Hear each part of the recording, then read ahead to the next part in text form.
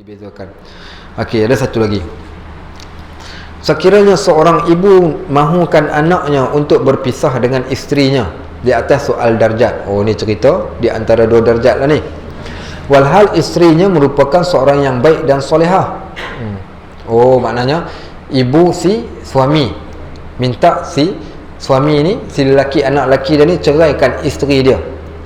Walaupun isteri dia ni seorang yang baik dan solehah, dan si lelaki ni telah berusaha menunjukkan dan membuktikan kebenaran yang isteri dia ni betul-betul solehah. Apa yang perlu lelaki ni buat?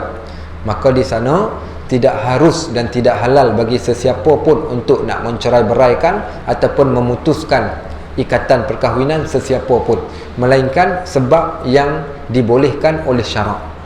Apa sebab yang dibolehkan oleh syarak? Yang pertama, bila berlakunya nusyuz. Okey. Yang kedua bila berlaku beberapa sebarang keaiban, kecacatan yang layak. Contohnya, kita katakan dalam fiqh ada, dalam bab isteri dia berkahwin dengan isteri dia, tiba-tiba isteri dia tengok fizikal perempuan, tapi bila cek-cek lain pula. Dia tunjuk IC pun nama perempuan juga. Okey, nama pun nama cantik. Nama kita kata masjidah nama dia.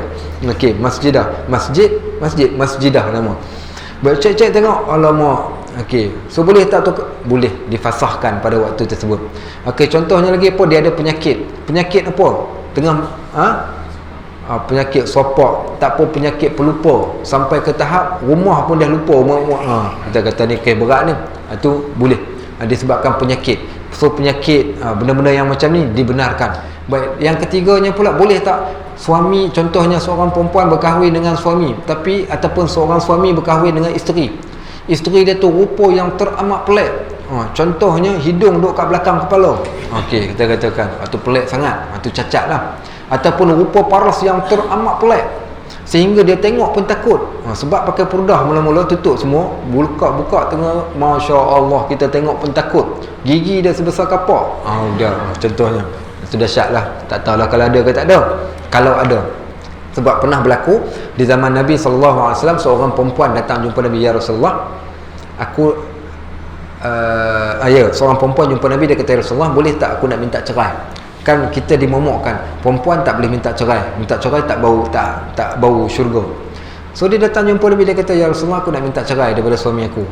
Kenapa? Nabi tanya. Dia kata, aku dapat suami yang amat buruk dan jelek. Maknanya rupa paras suami dia yang tengok pun menakutkan. Dia kata, aku takut nanti aku jadi hilang perasaan. Dibenarkan oleh Nabi SAW untuk difasahkan dan dipisahkan. So ni di antara sebab-sebab yang valid lah, kita katakan, yang boleh. Lain daripada tu, maka tidak ada hak pun bagi sesiapa pun nak memutuskan. Lebih-lebih lagi seorang suami, hak tu, talak tu di tangan dia. Siapa pun suruh, kalau dia tak nak, maka siapa pun tak boleh buat apa-apa. Yang kedua, adakah bila anak ini dia tidak ikut perintah ibu dia suruh ceraikan isteri ini, dia dikira anak derhaka? Tidak. La ta'ata li makhluqin fi ma'siyatil khaliq. Tidak ada ketaatan pada makhluk di dalam melakukan dosa. Menceraikan tanpa sebab ni dosa lah. Kita mengabaikan hak dan tanggungjawab dia, kita menganiaya dia pada waktu tersebut, tetap masuk dalam bab dosa. Maka tidak ada hak, melainkan bab yang dibenarkan tadi sahaja. Pernah berlaku satu kes di Melaka ni. Okey, ada seorang ni, hamba Allah ni, dia berkahwin dengan seorang lelaki. Bila berkahwin, 5 tahun dah berkahwin, dia datang mengadu. Dia kata, Ustaz, saya dengan suami saya tanya ada anak ke belum? Dia kata tak ada anak lagi. Bila nak ada anak, itulah dia kata, insya-Allah lah tak ada rezeki. Tapi lama-lama dia datang cerita. Dia kata, sebenarnya Ustaz, saya berkahwin dah 5 tahun dan kami tidak pernah sekali pun bersama. Saya kata, kenapa jadi macam tu? Tak geram ke macam mana? Dia kata, geram. Tapi masalahnya dia tak nak, dia tak mau. Saya kata, dia tak mau ni berubat nak? Saya tolong tunjukkan kat mana tempat nak berubat. Dia kata, suami dia kata tak nak. Baik, kalau dah macam tu, saya rasa tak ada jalan yang paling terbaik melainkan fasah di mahkamah. Memang senang. Memang pergi kat mahkamah sekejap saja. Hakim, qadhi, automatik dia jatuhkan. Tanya suami tu, kau tak boleh simpan dia lama-lama macam ni?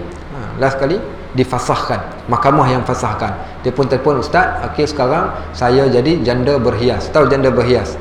Janda yang masih anak dara lagi. Okey, siapa nak boleh bagi nama sekejap lagi. Okey, itu cerita dia. So tak boleh. Dia lebih kurang juga satu kisah. Kisah apa? Kisah ada kami bertanya dekat syekh kami dulu. Kita selaku anak, mak bapak kita tentukan calon untuk kita. Tentukan calon. Jadi kita ni katakan anak perempuan lah ni. Mak dia ni, bapak dia ni telah tentukan engkau mesti kahwin dengan dia ni. Okey. Waktu tersebut adakah dia kena patuh ke ataupun dia boleh tolak ke? Kalau dia tolak, adakah dikira dia derhaka ataupun tak? Maka kata syekh kami, tengok. Kalau sekiranya calon yang diberikan oleh bapak kita tu calon yang soleh, yang baik pada agama, dunia dan akhiratnya, maka waktu tersebut kalau ditolak boleh jatuh di dalam bab derhaka.